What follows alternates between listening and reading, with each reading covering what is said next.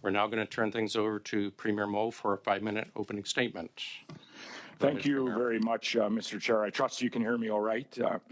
But I do appreciate the very warm Canadian welcome to your committee here this morning.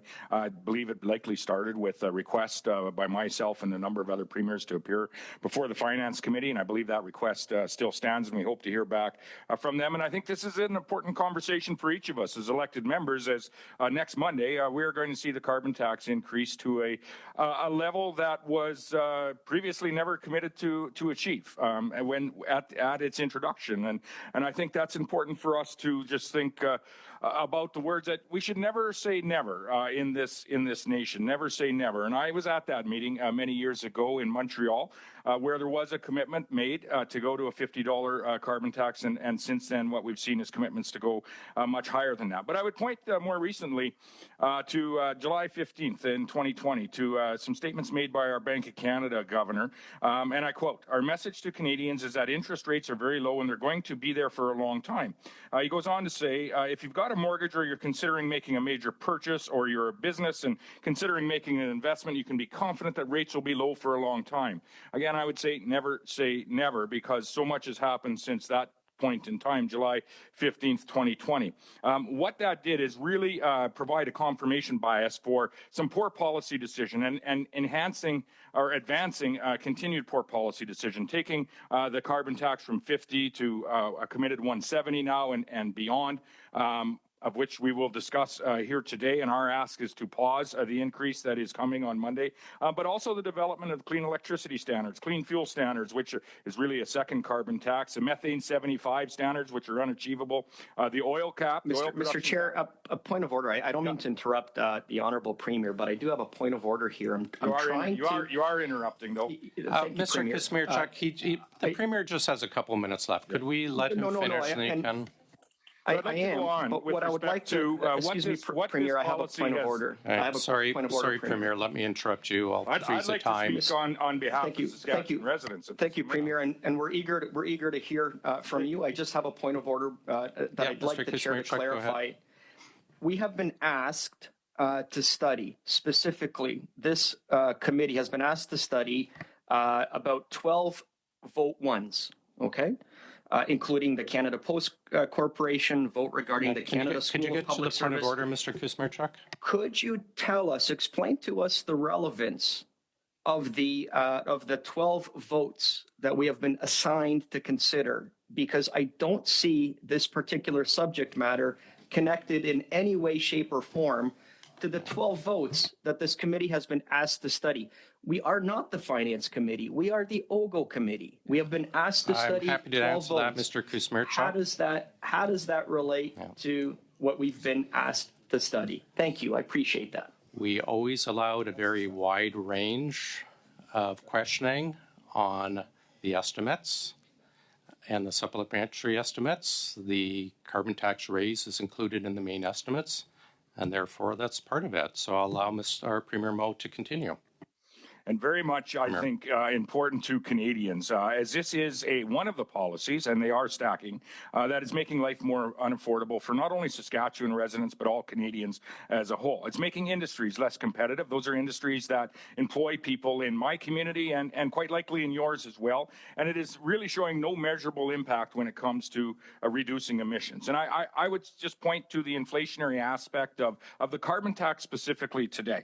And that was when the latest consumer price index came out. Saskatchewan today is at 1.7%, down under the 2% projected target that the Bank of Canada had hit, 1 full point lower than the Canadian average. And Statistics Canada had said specifically that was due to a decision that the Saskatchewan government made to remove the carbon tax from home heating. And so you can imagine what would happen to our CPI nationwide if we were to pause, first of all, and then remove the consumer carbon tax on Canadians. And I would say, where does this bring us today when we think about never saying never? Today, that same Bank of Canada over the last 2 years has increased our interest rates on 10 different occasions. Just this week, they have declared that Canada is in a productivity emergency. And I would say that we don't need to accept this moving forward. We can make changes. Never say never. there is another way, and Saskatchewan has been working towards that way for some time. The Bank of Canada had also indicated that there needs to be investment brought into our nation. We're second in the nation when we compare on per capita provincial investment today. We're up 25% last year, projected to be first this coming year with another 14% increase. And we need to, I think, all Canadians encourage just that investment, that competitive investment environment in each of our provinces and more broadly across the nation. There are opportunities for us then to take that investment in innovation and share it through commerce with the rest of the world, share it through Article 6 of the Paris Accord, for example, which this government signed and of which I worked on as environment minister with one of the previous environment ministers. Article 6, I think, is an opportunity for us to create policies that allow for that investment, and then in turn share those investment innovations with the rest of the world through commerce by employing Canadians in my community and yours, and utilizing some of the tools that we have, such as Article 6. And so there is another way.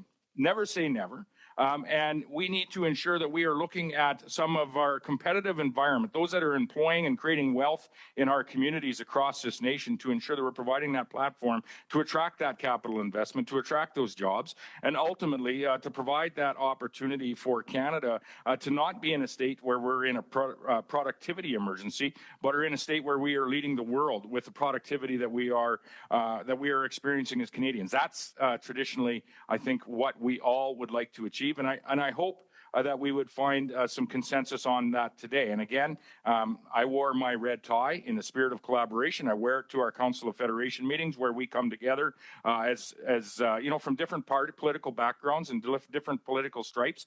But we come together with an effort and an initiative to, you know, find a consensus on behalf of the Canadians that we collectively represent at that table.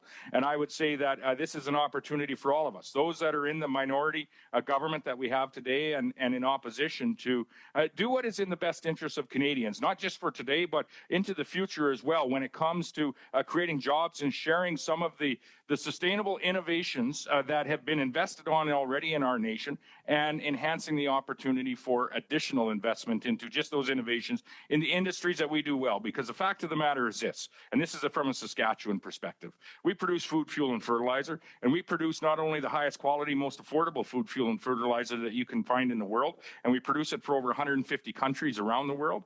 We produce the most sustainable food, fuel, and fertilizer that you can find on Earth. And I think that's something for each of us to remember: is never say never. We can always do better, and we should be making every effort to do that around this table on behalf of the folks that we represent.